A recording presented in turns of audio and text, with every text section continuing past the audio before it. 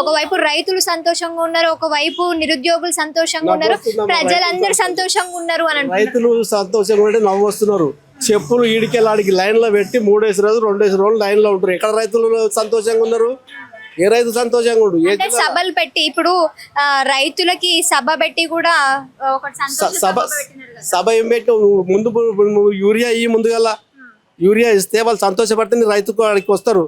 నువ్వు అన్ని మాయ మాటలు చెప్పి మబ్బి పుస్తకాలను ఈ సభ పెడుతున్నావు. నువ్వు ఆ సభలో ఏదో చెప్తావు, ఇలా మర్చిపోమని చెప్తావు అంతే. అంటే తెలంగాణ రాష్ట్రంలో ఇప్పుడు రేవంత్ రెడ్డి దగ్గర ₹1 కూడా లేవు అంటున్నారు కదా, మళ్ళీ ఇవన్నీ ఎక్కడి నుంచి తీసుకొస్తారు అనుకుంటున్నారు? తెలియదు. వాగ్దానం చేసేటప్పుడు తెలుసు కానీ నీ ఇంట్లోకి వెళ్ళి ఇచ్చేది కాదు.